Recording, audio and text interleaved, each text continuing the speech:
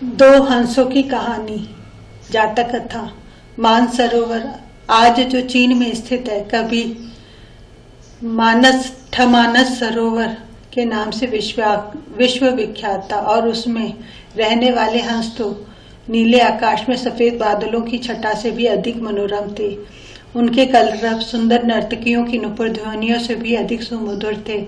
उन्हीं सफेद हंसों के बीच दो स्वर्ण हंस भी रहते थे।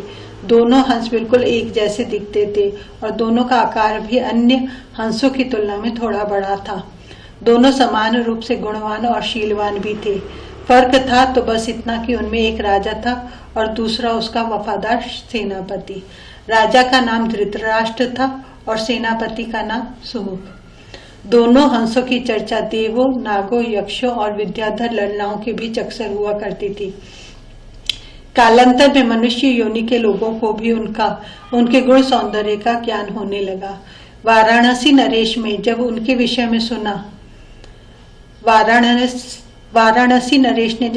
में सुना तो उसके मन में उन हंसों को पाने की प्रबल इच्छा जागृत हुई। तत्काल उसने अपने राज्य में मानस सदृश एक मनोरम सरोवर का निर्माण करवाया, जिसमें हर प्रकार के आकर्षक जलीय पौधे और विभिन्न प्रकार के कमल जैसे पद्म, उत्पल, कुमुद, पुंडरिक, सौगंधिक, तमरस और कहलर विकसित करवाए।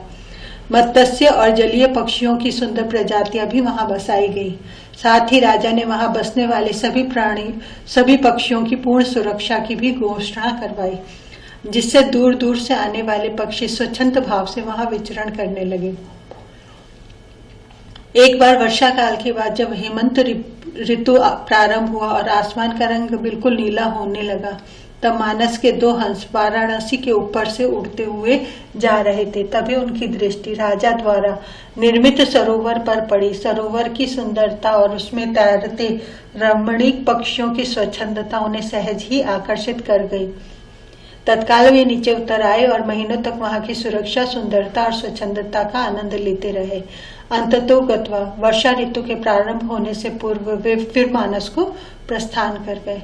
मानस पहुंचकर उन्होंने अपने साथियों के बीच वाराणसी के कृत्रिम सरोवर की इतनी प्रशंसा की कि सारे के सारे हंस वर्षा के बाद वाराणसी जाने को तत्पर हो उठे। हंसों के राजा युधिष्ठिर और उसके सेनापति सुमुख ने अन्य हंसों की इस योजना को समुचित नहीं माना। युधिष्ठिर ने उनके प्रस्ताव का अनुमोदन न करते हुए यह कहा कि पंछी और जानवरों की एक प्रवृत्ति होती है, वे अपनी संवेदनाओं को अपनी चीखों से प्रकट करते हैं, किंतु जंतु जो कहलाता है मानव बड़ी चतुराई से करता है अपनी भंगिमाओं को प्रस्तुत, जो होता है उनके भावों के ठीक विपरीत। फिर भी कुछ दिनों के बाद हंसराज को हंसों की जिद के आगे झुकना पड़ा और वह वर्षा ऋतु के बाद मानस के समस्त हंसों के साथ वाराणसी को प्रस्थान कर गया। जब मानस के हंसों का आगमन वाराणसी के सरोवर में हुआ और राजा को इसकी सूचना मिली, तो उसने अपने एक निषाद को उन दो विशिष्ट हंसों को पकड़ने के लिए नियुक्त किया। एक दिन युधिष्ठिर जब सरोवर की तट पर स्वच्छंद भ्रमण कर रहा था, तभी उसके पैर निषाद द्वारा बिछाए गए जाल पर पड़े। अपने पकड़े जाने की चिंता छोड़ उसने अपनी तीव्र चीखों से अपने साथी हंसों को तत्काल वहां से प्रस्थान करने को कहा, जिनसे मानस के सारे हंस वहां से क्षण मात्र में अंतर्धान हो गए। रह गया तो केवल उसका एकमात्र वफादार हम शक्ल सेनापति सुमुख।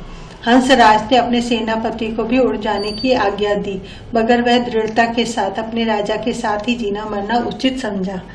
निषाद जब उन हंसों के करीब पहुंचा तो वह आश्चर्यचकित रह गया, क्योंकि पकड़ा तो उसने एक ही हंस था, फिर भी दूसरा उसके सामने निर्भीक खड़ा था। निषाद ने जब दूसरे हंस से इसका कारण पूछा तो वह और भी चकित हो गया, क्योंकि दूसरे हंस ने उसे यह बताया कि उसके जीवन से बढ़कर उसकी वफादारी और स्वामी भक्ति है। एक पक्षी के मुख से ऐसी बात सुनकर निषाद का हृदय परिवर्तन हो गया। वह एक मानव था, किंतु मानव धर्म के लिए वफादार नहीं था।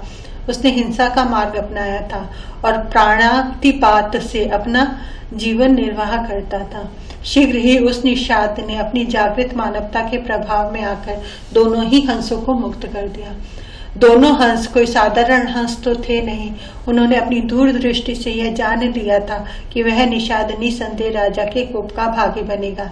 अगर निषाद ने उनकी जान बख्शी थी तो उन्हें भी निषाद की जान बचानी थी। अतः तत्काल वे निषाद के कंधे पर सवार हो गए और उसे राजा के पास चलने को कहा। निषाद के कंधों पर सवार जब वे दोनों हंस राज दरबार पहुंचे तो समस्त दरबारी गण चकित हो गए। जिन हंसों को पकड़ने के लिए राजा ने इतना प्रयत्न किया था वे स्वयं ही उसके पास आ गए थे।